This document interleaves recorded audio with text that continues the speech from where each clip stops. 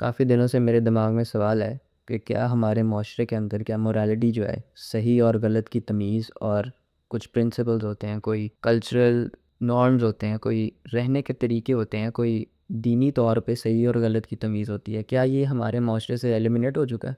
क्या हमें वाकई में शर्म और गैरत महसूस नहीं होती कि जब कोई इंसान अपनी जान से जाए? जैसे रिसेंटली हमने देखा कराची के अंदर गुल प्लाज़ा का इंसिडेंट हुआ, उसके ऊपर कमेंट्री तो बहुत लोगों ने की कि गवर्नमेंट की गलती है, फ़लाने की गलती है। ऑफ़ कोर्स गलती तो बड़े लोगों की है, सबसे पहले गलती उसकी जिसका प्लाज़ा है और उसने उस प्लाज़ा के अंदर फायर अलार्म नहीं लगाए, फायर एक्सटिंग्विशर्स नहीं थे उधर, और इवन दो 1 डेढ़ घंटे के बाद रेस्क्यू की टीम आई और जो रेस्क्यू की टीम आई उसके पास रिसोर्सेज नहीं थे। तो ये इतनी ज़्यादा कोताहियाँ तो हैं। और फिर गवर्नमेंट का आ जाता है मसला कि उन्होंने चेक नहीं रखा हुआ, चेक एंड बैलेंस नहीं था कोई कि क्या वो प्लाज़ा इवन सेफ़ है। 70 से 80 लोग ऑफिशियली वहाँ शहीद हुए हैं, वरना लोकल लोग तो कह रहे हैं कि 100 या 200 300 बहुत लोग मरे जो जान से गए। ऑफ कोर्स ये तो बहुत बड़ा दुख है, लेकिन जिन लोगों की दुकानें जली हैं, 1100 से 1200 लोगों की दुकानें जो जली हैं, जिनका बिजनेस ख़त्म हुआ है, जो 25-30 साल से वहाँ बैठे थे, मतलब उनके लिए तो एक एक दिन के अंदर, एक दिन के एक रात के अंदर उनकी सारी ज़िंदगी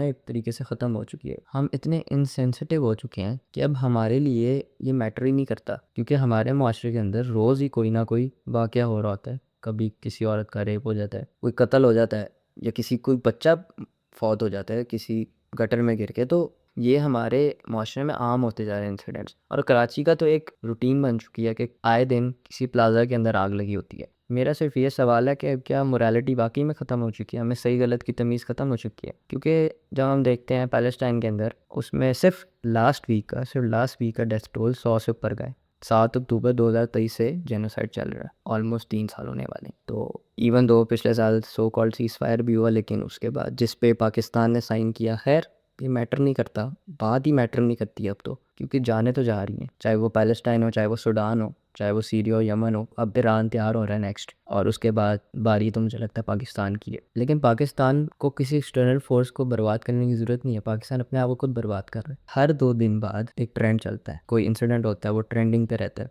आज मैं तकरीबन भी हफ्ते बाद उसके बारे में बात कर रहा हूँ, मतलब मैं उस वक्त इस इंसिडेंट के बारे में बात कर रहा हूँ जब ट्रेंड से चला गया, अब लोग भूल गए, आगे लोग बात भी नहीं करेंगे। तो जैसे सोशल मीडिया पे ट्रेंड्स चलते हैं, कोई मीम वायरल होती है, कोई भी चीज़ वायरल होती है, उसी तरह हम बड़े से बड़े इंसिडेंट को भी सिर्फ इसी तरह वायरल और ट्रेंड करते हैं, कुछ दिनों के लिए, 2 दिन के लिए, 3 दिन के लिए, क्योंकि हमारे अंदर इन चीज़ों को लेके सीरियसनेस कभी आई नहीं। जैसे पाकिस्तान में कुछ कंटेंट क्रिएटर्स हैं, कुछ नहीं काफ़ी हैं, लाखों की तादाद में होंगे, एक्टर्स हैं, एक्ट्रेसेस हैं, सेलिब्रिटीज़ हैं, क्या वो सीरियस हैं किसी भी चीज़ के बारे में? क्या वो सिस्टम को लेके कभी बात करते हैं? क्या वो उसकी करप्शन के बारे में बात करते हैं? क्या वो इन इंसिडेंट्स के बारे में बात करते हैं? सिर्फ कंडोलेंसेस देने से कुछ नहीं होता। अगर आप धूमधाम से शादी की इन्फ्लुएंस कर सकते हैं, तो आप इसके बारे में कुछ इन्फ्लुएंस कर सकते हैं कि हमें अपने लीडर्स को कॉल आउट करना चाहिए। बट ही कुछ चंद लोग हैं जो इस बारे में कोई बात भी करते हैं। जैसे अगर मैं देखूँ हॉलीवुड में, तो वहाँ तो काफ़ी एक्टर्स और एक्ट्रेसेस अपनी जॉब की फ़िक्र किए बगैर पैलेस्टाइन के बारे में, सूडान के बारे में, और थ्रू आउट सीरिया, यमन के बारे में वो बात करते हैं। वो अपने यूएसए के अंदर डोनाल्ड ट्रंप के खिलाफ जा रहे हैं,